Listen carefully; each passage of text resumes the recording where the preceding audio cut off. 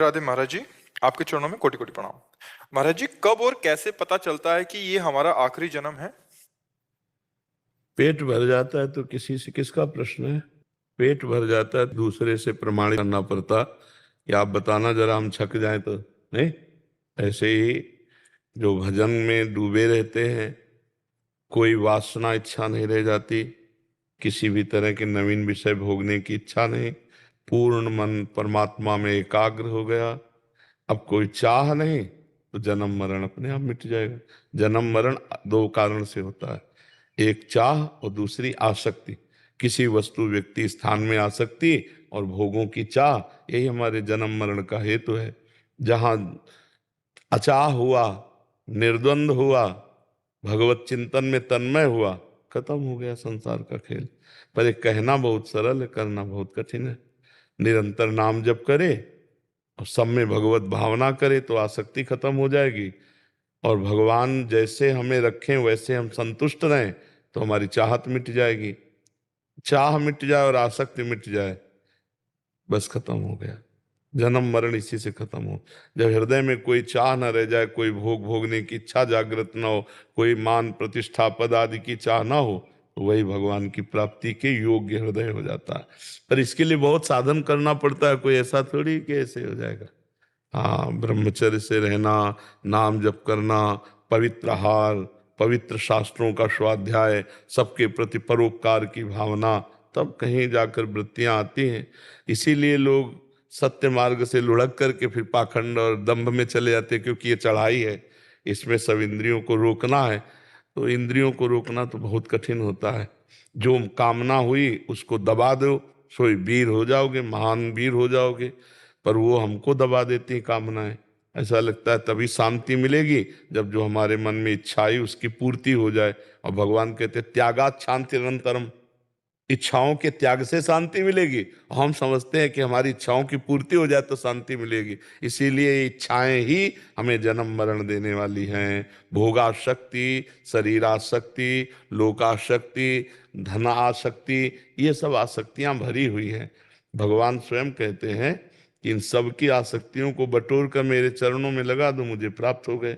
जननी जनक बंधु सुत दारा, तनु धन धाम सुहृद परिवारा, सबकी ममता ताग बटोरी, मम पद मन ही बांध बटोरी। समदर्शी इच्छा कछु नाही, हर्ष शोक भय नहीं मन माही, अस सज्जन मम उर्बस कैसे, लोभी हृदय बसो धन जैसे। हो गया भगवत प्राप्त।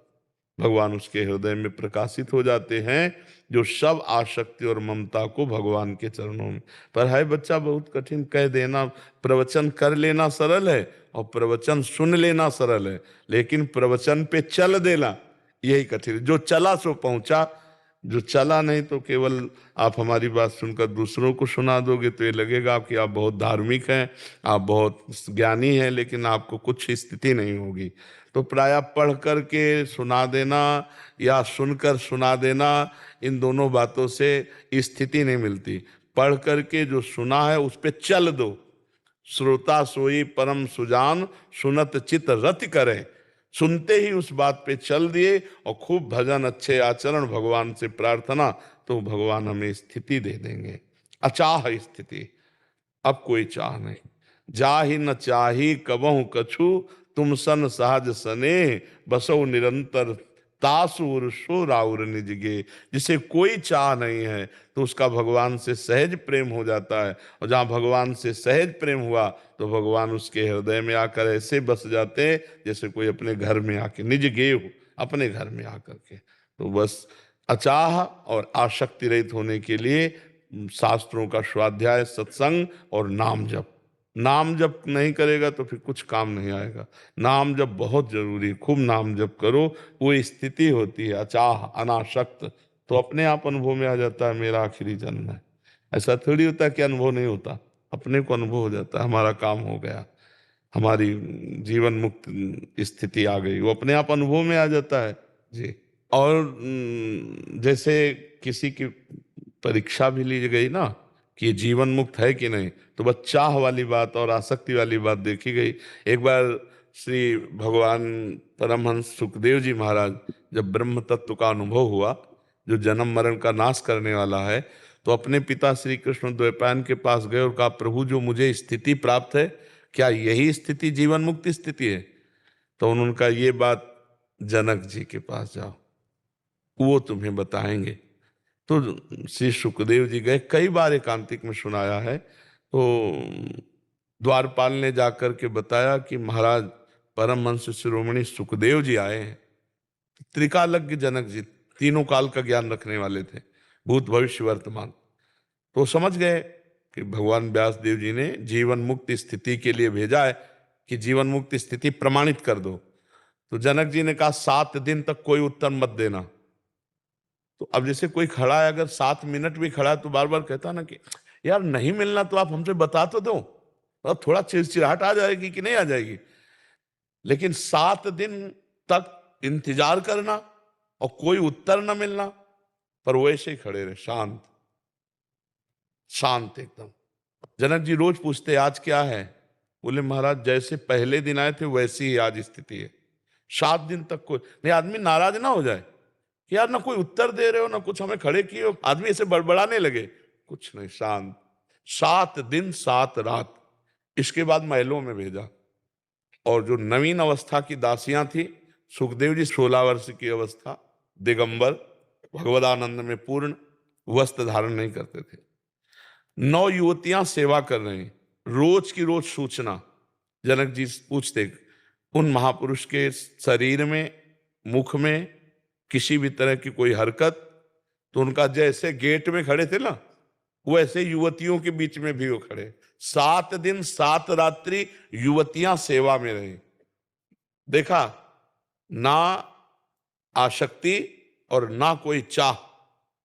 जनक जी आए और आरती उतारी और कहा, आप जीवन मुक्त हैं, पूर्ण हैं। ये अचाह और अनासक्त ही जीवन मुक्ति है।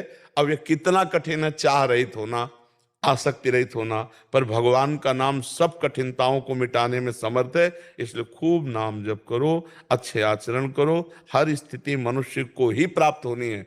हम लोगों के लिए इतनी स्थिति बनाई गई है, चाहे अध्यात्म की हो, चाहे जो भी स्थिति हो, हम जो चाहें वो प्राप्त कर सकते हैं। भगवान के बच्चे हैं, बस खूब नाम जप करें। बिना नाम जप के तो बातें बातें रहेंगी, काल के प्रवाह से नहीं बच सकता कोई। नाम जप किए बिना काल के प्रवाह से नहीं बच सकता। जीवन मुक्त होने के लिए नाम है, बारी मथे घृत होए बरु, सिकता ते बरु तेल, बिनु हरि भजन न भवतरी, या सिद्धांत पेल। हाँ, क्या प्रश्न था? राघव जी अलीगढ़ से। राजा तो महाराज जी, मैं गीता जी का विद्यार्थी हूँ। प्रभु जी मेरा प्रश्न है कि हम भी गीता जी के विद्यार्थी हैं। जितने अध्यात्म में सब गीता जी के विद्यार्थी हैं।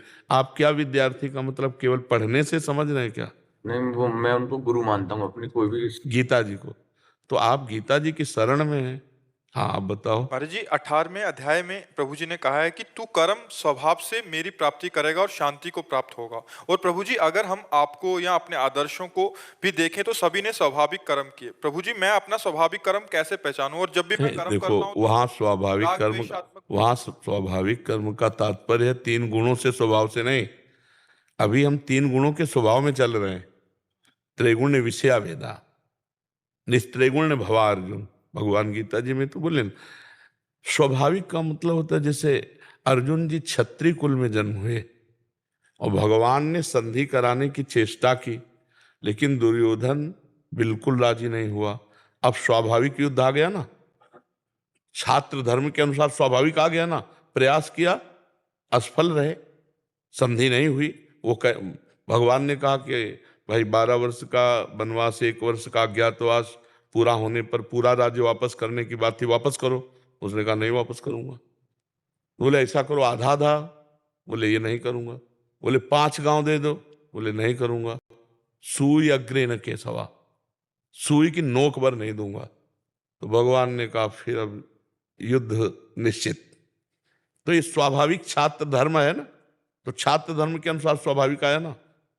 अर्जुन जी से कहा यदि तुम हमारी आज्ञा का पालन नहीं करोगे तो तुम्हारा स्वभाव है क्षत्रिय स्वभाव। ये स्वभाव में जब वो निंदा करेंगे ना तो अपने आप इनके गले काटना शुरू कर दोगे। तो अभी हमारी आज्ञा मान लोगे तो विजय श्री को भी प्राप्त होगे, तुम्हारा यश भी होगा। तो स्वभाव का तात्पर्य 3 गुणों से युक्त नहीं है।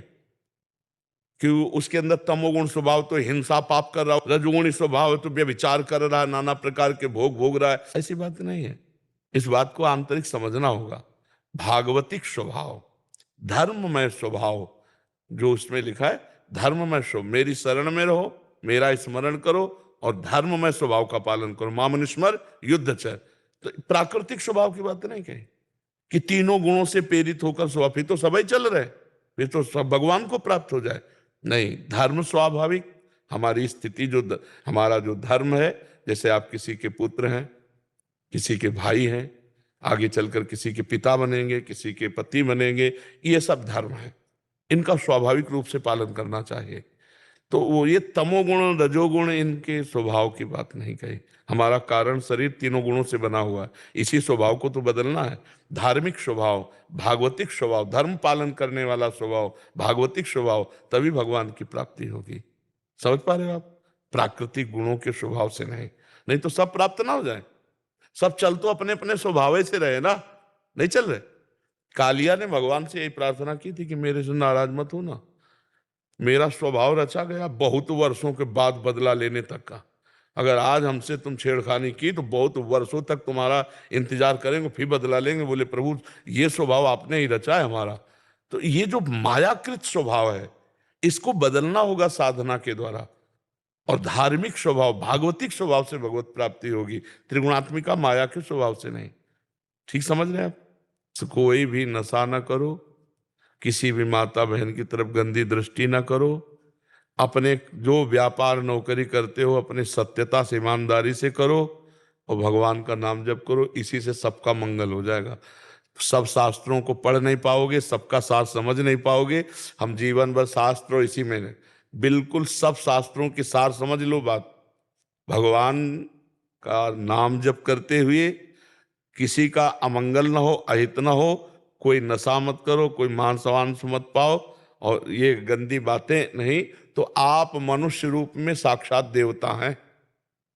बस चूक ना करना। इतनी बातें तो सरल भाषा में समझ ही रहे हो।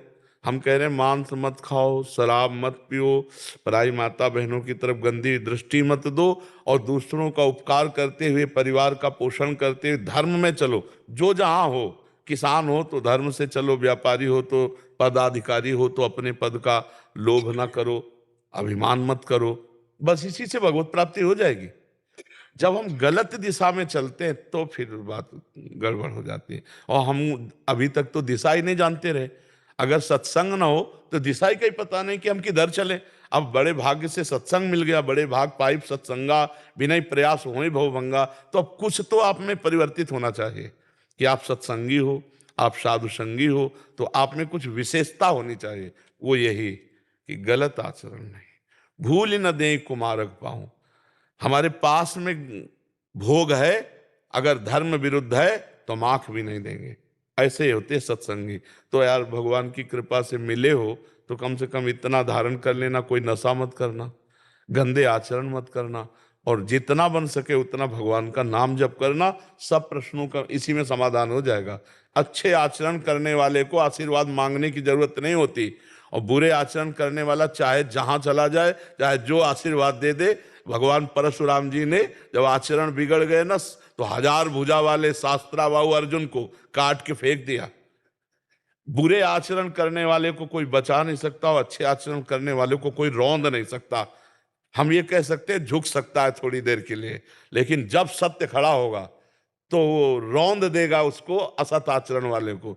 जैसे पांडवों को झुकाने की कोशिश की और दुर्योधन बहुत चमका, लेकिन रौंद नहीं पाया पांडवों को। झुका थोड़ा दिया कि बन बन भटकना पड़ा, 1 वर्ष अज्ञातवास रहना पड़ा, लेकिन वहां छत्र के नीचे बैठे महाराज युधिष्ठिर सत्य ही। इसलिए धर्म से चलोगे तो किसी के आशीर्वाद की जरूरत नहीं। और अधर्माचरण करो तो जो भारत में बहुत बड़ा तांत्रिक हो, जंतु बंधा लो, अगर सुखी हो जाओ तो मैं बता देना, कलावा बंधा लो, आप जो चाहो करवा लो। अगर पवित्र हो जाओ तो बता देना। दूसरों को दुख दे, दूसरों की हिंसा करे, दूसरों के साथ छल कपट करे, भगवान कहते हैं मोह कपट छल छिद्र नवा, वो कभी सुखी नहीं रह सकता। किसी से मत कहो आशीर्वाद दो, ऐसे कर्म करो कि आशीर्वाद तुम्हारे सामने बिखरा पड़ा रहे, तुम भगवान के जन हो। नाम जप करो, परोपकार करो, कोई गंदा खान पान मत करो। अभी देखो आनंद आने लगेगा। जहां पर कृपा राम की हुई, ता पर कृपा करे सब कोई, सब आशीर्वाद आपके पास आ जाएंगे। खूब नाम जप करो, अच्छे बनो।